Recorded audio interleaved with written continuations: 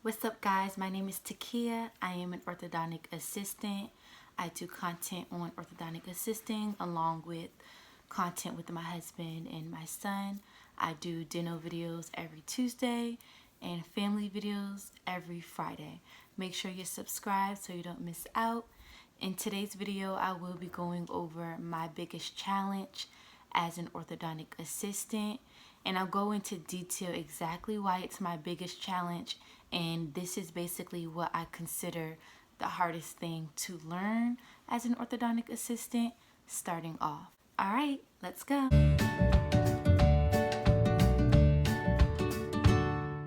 My biggest challenge when I first became an orthodontic assistant was learning how to fit bands.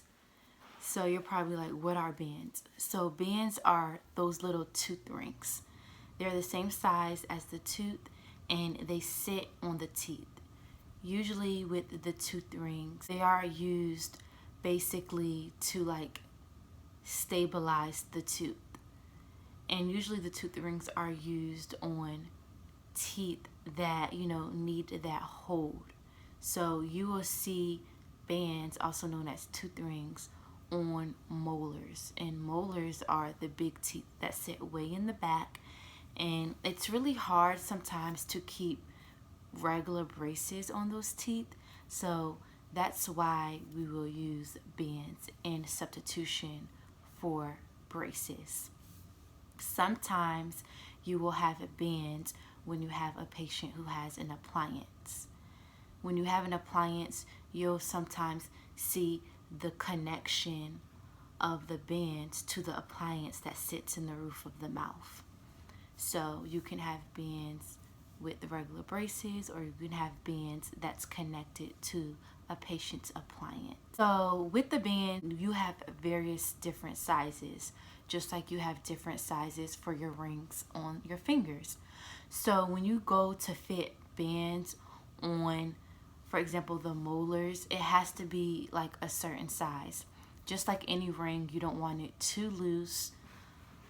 And I will say sometimes you don't want it too tight, but whenever you're putting bands on the molars for the braces, you do in fact want those bands to be tight, because you want those bands to last the entire treatment. And most patients have braces for about 1 to 2 years, maybe even more longer. So you want those bands to stay on really long. So whenever I had to fit bands, I would, just look at the tooth, kind of eye it and see, okay, what size I need. In orthodontics, we have various different sizes, starting from, I would say maybe like size 10, which would be like the smallest, all the way up to maybe like a 32. So when you have a tooth and you're trying to eye, you have to figure out, okay, where you're gonna start.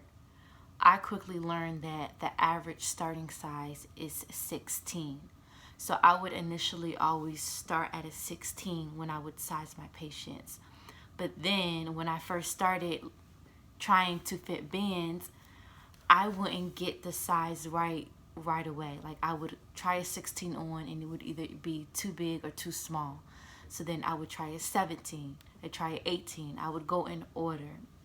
And it would take me forever to find the perfect size. And before you know it, I have all of these tooth rings on my tray and I haven't even gotten the right fit. When I started, doing more bands, I would call the doctor over when I was confident, thinking, okay, this is the right size. It's not loose, it's snug on the tooth. But then the doctor would come over, check it, and then change it out for a smaller band.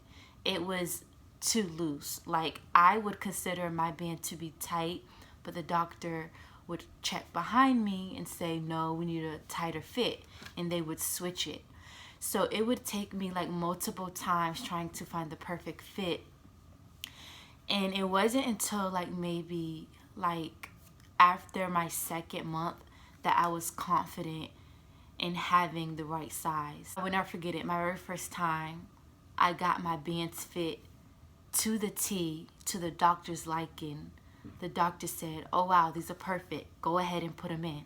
Like the doctor left, I was able to glue the bands and put all of them on by myself. I was like, wow. Like, I was so happy that day.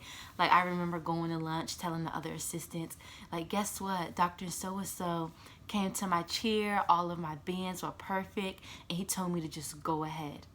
And that was a big deal because initially as a new assistant, the doctor always glued in the bands after we got the perfect fit. Didn't let any assistant glue the bands on by themselves unless he was confident that they could do it and that they had the right fit.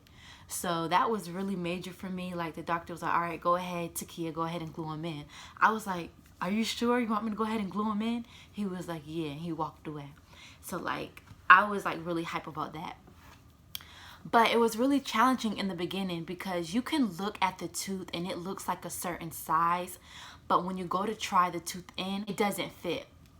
Like, I had one tooth, it looked like a certain size, but the tooth was actually bigger than what it looked. And you know, with the molars, sometimes they have various screws. Like, initially you'll see like 4 grooves on a molar, but sometimes you'll have like an extra groove that's poking out. And when you have the tooth ring, you have to have it fit around the entire tooth. Even if it has an extra groove, you have to get it wrapped around that because you don't want it just, you know, halfway on. So that was like my biggest challenge. That was the molars. Sometimes you have appliances who have bands on the bicuspids, which are the 4 and 5s. So you can have a palate expander with bands on the 4s, which are the bicuspids, along with the first molars, which are the upper 6s. So you can imagine having to fit bands for not just the molars, but the bicuspids as well. So sometimes those can be challenging because they're not as big as the molar bands. They're smaller and much slender. So it's really different. You have to eye it differently because it's smaller. So you may think it's going to be big, but it's really smaller, even though the tooth looks big, if that makes sense. And with fitting bands, it's just like a lot of practicing that you just have to do. Even if you get it right the first time when you're new, you're still going to have to practice over and over to get it the second, the third, and the fourth time. Because even if you get fitting bands right with the patient, it's never going to be same with another patient because another patient's going to have a different size band because their teeth are going to be different sizes. And sometimes when you fit bands, you'll have one molar that's bigger than the other molar. Like, you won't initially have the same size for all of the molars. Like, I had, like, for example, a 16 on the lower left molar and maybe like a 20, 22 on the lower right. Like, it's always different. And sometimes you may come out with the same size on both molars. It just depends. Like, you may just get lucky. But that was my biggest challenge. And I think that was the hardest thing for me, just because it does take a lot of practice. It does take a lot of trial and error. But as you practice, it becomes like second nature. Like, now I can like look at a tooth and kind of eye it and see like a ballpark of the sizes I'll use. So initially when I first started, I had like maybe like 20 bands on my tray because I was like going through so many sizes. Now when I go to fit bands, I'm probably looking at about like 3 to 4 different bands. Like, I can just eye it and see where I'm going to start from. And then also knowing that 16 was like the average size was a really big help for me. So I wasn't starting from, you know, like number 9 or number 10, the lowest, and going all the way up. I just started from the middle and then kind of eyed what size I wanted and kind of worked around that way. So I know I do have a lot of dental or maybe even orthodontic followers. So if you're an orthodontic assistant or even a dental assistant, go ahead and comment down below your biggest challenge that you had to learn or anything that you felt was really hard for you. Help any others who are starting off and needing encouragement and confidence, knowing that they'll make it. It may be hard in the beginning, but it just takes practice, and that they'll overcome any challenge that they're facing currently. Go ahead and give this video a like, subscribe, and make sure you tune in because there'll be another dental video next Tuesday. Thank you guys so much for watching.